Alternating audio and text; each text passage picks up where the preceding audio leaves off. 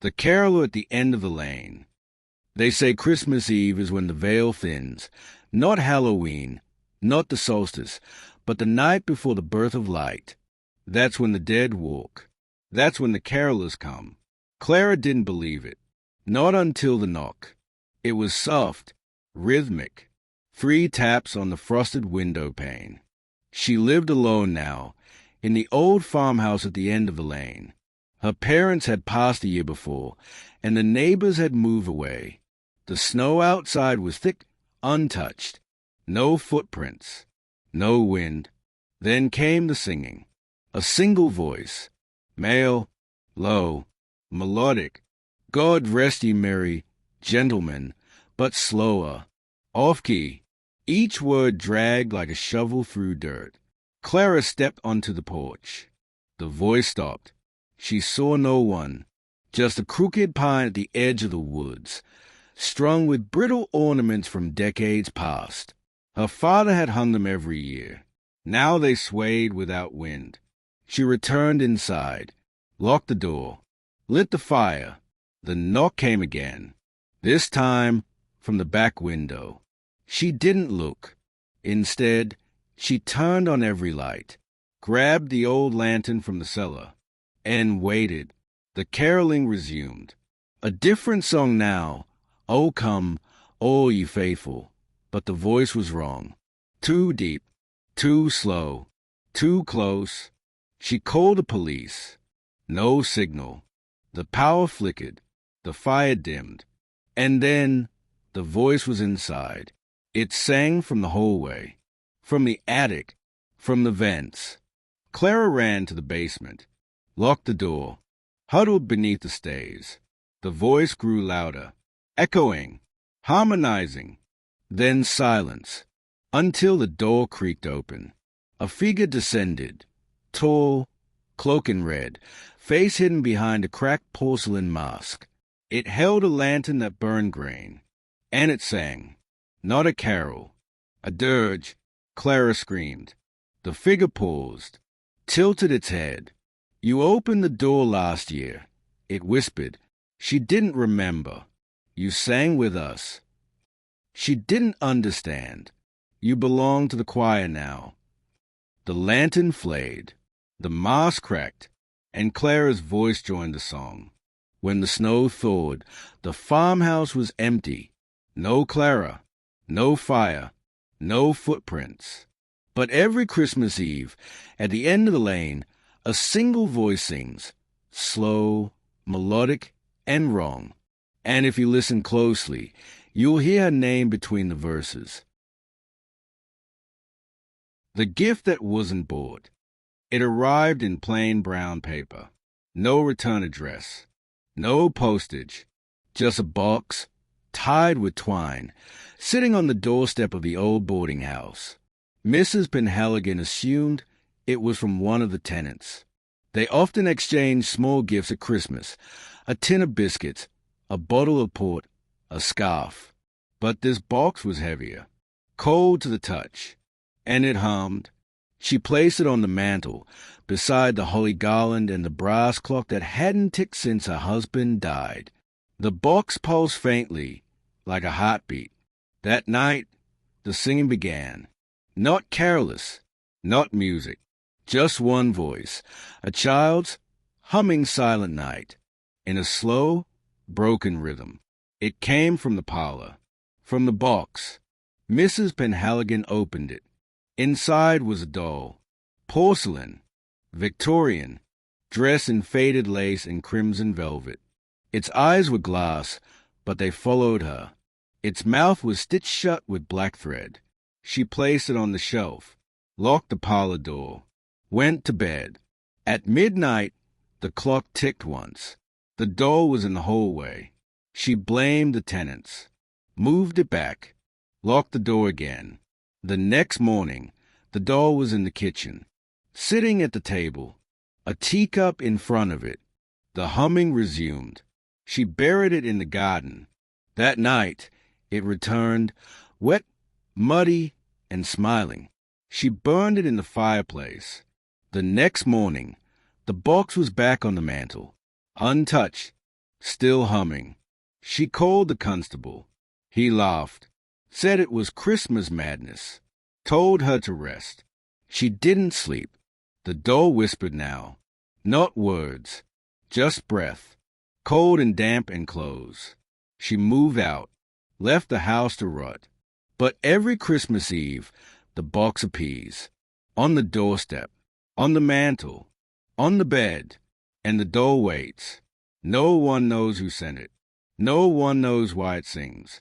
But if you hear humming on Christmas night, don't open the box. It's not a gift. It's a promise. The eyes in the pine. In the village of Dunmere, they never chopped pine after the first frost. It was tradition, old as the stones. The elders said the trees watched, especially the crooked ones, especially in December. But when the new family moved in, they didn't know. They wanted a real Christmas tree. Something tall, something wild. So they hiked into the woods and found it. A twisted pine, bent like a question mark, its needles black at the tips. They brought it home, decorated it, sang carols beneath it. That night, the boy saw eyes, not in the tree, in the walls, in the ceiling, in the mirror. He told his parents. They laughed, said it was the dark playing tricks. But the boy didn't sleep. The next morning, the ornaments were rearranged. The angel was missing. The lights flickered green. The boy stayed home from school, drew pictures, all of them the same, a tall figure with branch-like limbs and glowing eyes. That night, the tree moved, not swayed, moved.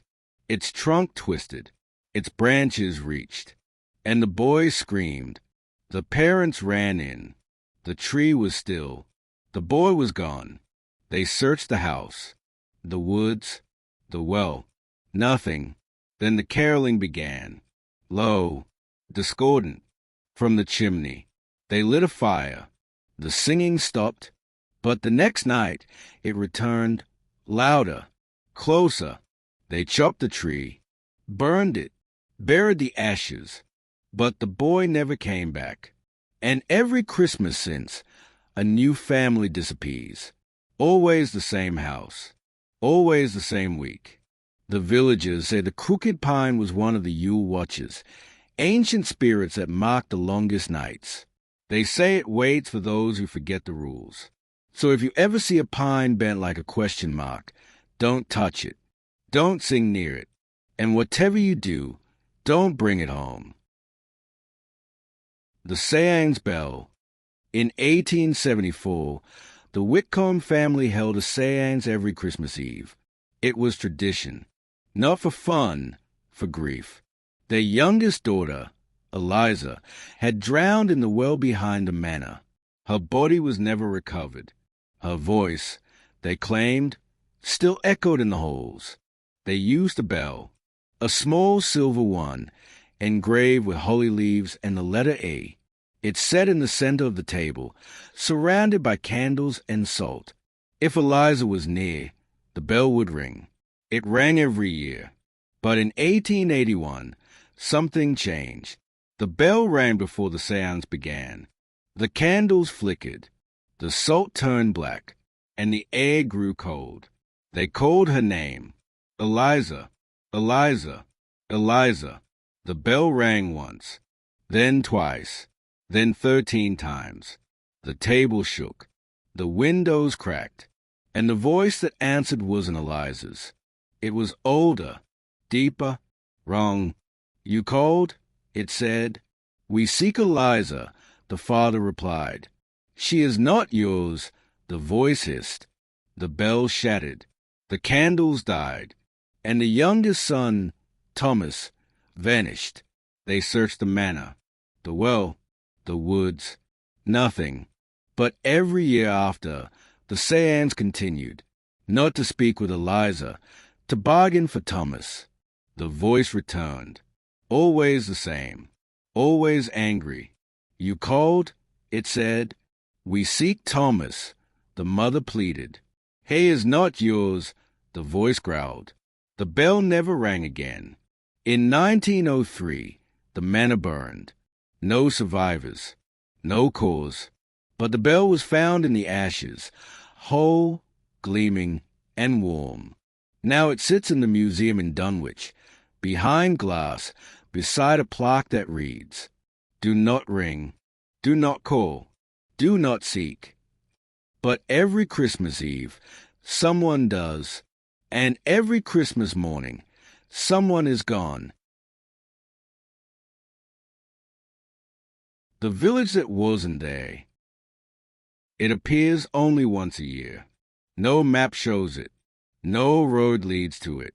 But if you drive long enough, far enough, on Christmas Eve, you'll find it. A village, small, silent, snow-covered, gas lamps flickering, windows glowing. A sign at the entrance reads, "Welcome to Shivershade." No one remembers arriving. No one plans to stay. But every year, someone does. It began in 1963. A man named Harold Finch vanished on Christmas Eve.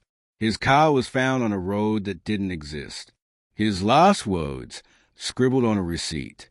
They sang without mouths. In 1977, a family of four disappeared. Their house was untouched, their gifts unopened. But a photo was found in the fireplace, a village square, a crooked tree, and four figures with hollow eyes. In 1992, a priest claimed he escaped. He said the village was a trap, a place between places. He said the people weren't people. They wore skin-like coats. They spoke in reverse. They fed on memory. He died before Christmas. Now, every year, someone receives a letter. No stamp, no sender, just a date, a time, and a direction. Drive west until the snow turns black. Those who go never return. But sometimes they send postcards. Always the same message. The bells are inside us now. And if you listen closely on Christmas night, beneath the carols, beneath the wind, you'll hear them, ringing, calling, welcoming. So if you ever see a village that wasn't there yesterday, don't stop, don't wave, don't listen, because once you hear the bells, you're already home.